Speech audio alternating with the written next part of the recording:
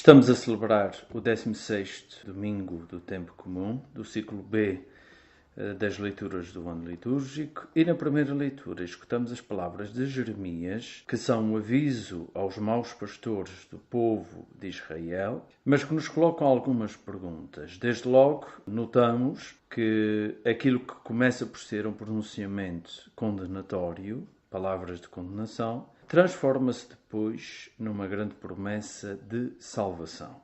A grande pergunta será: quem são estes pastores? Estes pastores que não conduziram da forma mais adequada o povo que lhes foi confiado.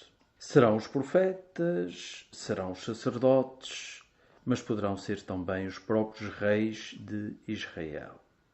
Parece haver uma certa polémica no discurso contra o rei Sedecias, que não tinha sido o melhor rei para o próprio povo, e Jeremias parece fazer esta crítica num jogo de palavras que só se percebe no original, porque ele diz: o rei que virá, o seu nome será O Senhor é a Nossa Justiça, que é uma inversão do nome Sedecias, que significava a minha justiça é Deus. O Senhor é a nossa justiça, a minha justiça é Deus. Troca-se a ordem dos dois elementos da palavra. Isto para dizer o quê? Para dizer precisamente que onde falha a justiça e a força humana, é obrigatório reconhecer que a esperança pode estar apenas na força divina, de tal forma que não se perderá nenhuma delas. Nenhuma das ovelhas será deixada sem a força divina. Chegando à segunda leitura, encontramos um versículo que pode ser muito mal interpretado. É este que diz: aboliu a lei de Moisés, Jesus, com as suas prescrições. Esta que é a tradução que nós escutamos nas nossas igrejas, porque é a tradução litúrgica. Se formos ao texto original, seria talvez um pouco mais correto traduzi-la. As traduções são sempre limitadas, nenhuma tradução é a tradução definitiva, mas seria melhor traduzir: aboliu a lei dos mandamentos em forma de prescrições. A diferença não é grande, mas ao mesmo tempo significa alguma coisa. Ou seja, que o que é abolido não é a lei de Moisés, a palavra de Moisés não está no texto grego, mas o que foi abolido é um certo espírito de cumprimento da lei que a resume a uma série de prescrições, algumas das quais faziam parte da tradição oral e não propriamente da tradição escrita. A diferença não é tão subtil quanto isso, porque significará que, para não sermos fundamentalistas, significará que Deus mantém a validade da primeira lei, mas, através da pessoa de Jesus, cria uma certa modificação. A diferença não é tão subtil quanto isso, porque significa que não podemos ler o texto de uma forma fundamentalista.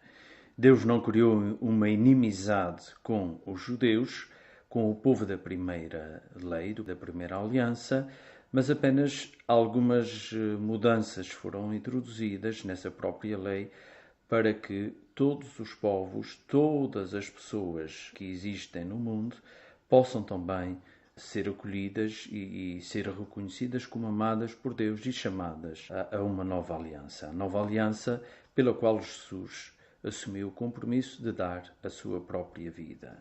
Chegamos assim ao Evangelho, que de alguma forma dá um sentido de unidade a tudo isto de que falamos até aqui nas duas primeiras leituras.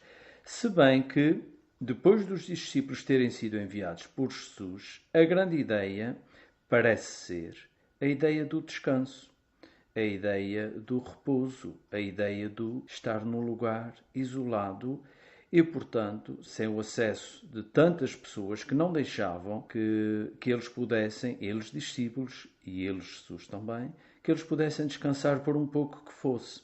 Aliás, desde o primeiro capítulo do Evangelho de São Marcos, que quando Jesus se dá a conhecer às pessoas, imediatamente ele não tem tempo para repousar. Mas somos obrigados a reconhecer aqui também uma certa ironia do texto de São Marcos.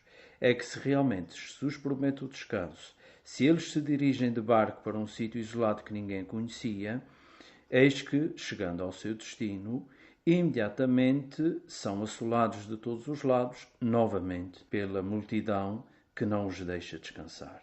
Nós podemos ver aqui um grande apelo e um grande exame de consciência a cada um de nós. A nossa fé é também algo com um horário estabelecido, com um calendário que ninguém pode mudar, ou está aberta também àquilo que são as necessidades dos outros. Ou seja, eu pratico a minha fé ao domingo durante 1 hora, durante um tempo que está estabelecido, e depois posso esfregar as minhas mãos contente que já cumpri a minha obrigação, ou realmente esse tempo do domingo é apenas, como aconteceu com os discípulos, é apenas uma espécie de repouso, mas também um recuperar de energias, porque o compromisso que levou Jesus a dar a sua vida e que nos pede que nós sejamos como os bons pastores da primeira leitura, esse compromisso é para ser mantido também ao longo da semana.